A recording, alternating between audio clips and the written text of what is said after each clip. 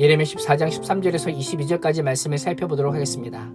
여호와께서 이미 단호하게 심판을 집행하시겠다라고 선포하셨지만 예레미야는 유다 백성들이 이런 상황에 처하게 된 중요한 원인이 있음을 고발하며 다시 여호와를 향해 탄원의 기도를 드립니다. 유다 백성들이 그렇게 된 원인에는 거짓 선지자들의 거짓 예언이 있다라는 것입니다. 거짓 선지자들의 거짓 예언은 세 가지입니다. 첫째, 너희가 칼을 보지 않겠다는 것입니다. 전쟁이 없다고 호언장담을 한 것입니다.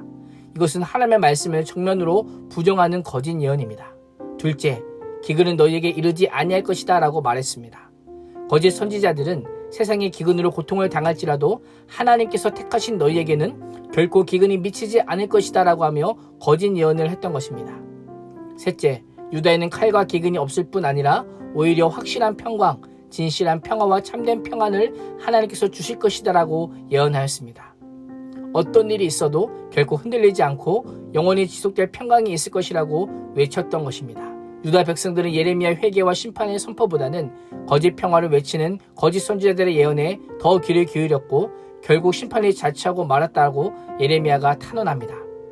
14절은 예레미야의 탄원에 대한 여호와의 대답입니다. 하나님께서 직접 그들의 정체를 드러내시며 선지자들이 내 이름으로 거짓 예언을 하도다라고 말씀합니다. 거짓 선지자들과 하나님은 전혀 관계가 없다는 사실을 삼중평행대구법으로 강조하십니다. 나는 그들을 보내지 않았고 그들에게 명령하거나 말하라고 하지 않았다고 하시며 부정어를 3번이나 사용하여 강력하게 부정하십니다. 평화를 외치는 거짓 선지자들은 여호와의 이름으로 말하지만 실상은 여호와의 뜻과는 무관하게 자신의 생각을 말하는 자칭 선지자였던 것입니다. 그런 선지자들은 칼과 기근에 망할 것이라고 선포합니다. 칼과 기근이 없을 것이라고 했던 자들이지만 자신들의 선포에 책임을 지우게 하려 하여 자신들이 선포한 대로 그대로 임할 것임을 명령하는 것입니다.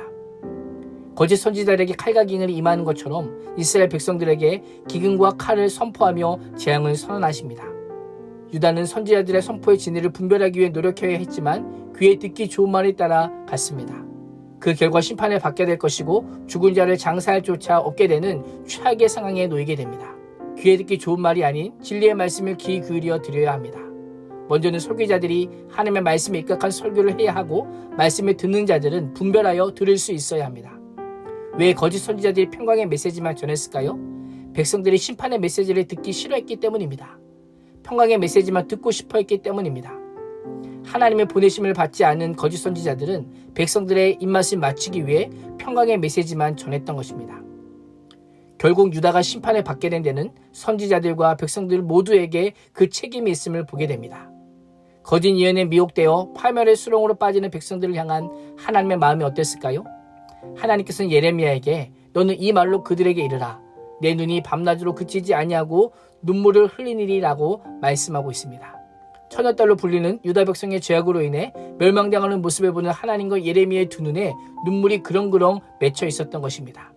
그 고통과 괴로움이 밤낮 계속될 뿐만 아니라 중한 상처로 인해 다시 회복할 수 없을 정도라고 고백합니다.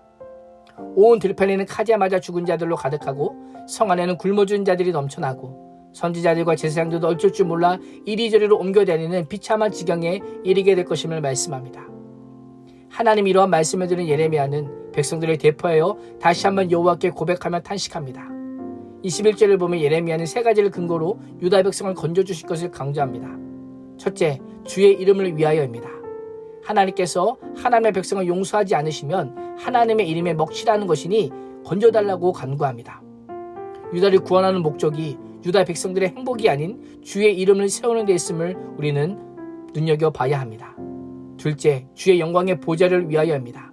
주의 영광의 보좌인 성전이 이방인들에게 유린당하게 되면 하나님의 영광이 훼손되기에 이것만큼은 피할 수 있게 해달라는 것입니다. 셋째, 주께서 우리가 세우신 언약을 기억하시고 패하지 마옵소서라고 간구합니다. 하나님께서 이스라엘의 조상인 아브라함과 이삭과 야곱과 언약을 맺으시고 다윗 언약을 통해 등불이 꺼지지 않게 하시겠다는 것을 피하지 마시고 기억해 주시기를 간구하는 것입니다. 하나님의 이름과 언약의 신실한 하나님의 성품과 속성을 의지하여 매우 적극적으로 하나님께 용서를 간구하는 예레미야는 마지막으로 가뭄의 이미지를 사용하고 있습니다.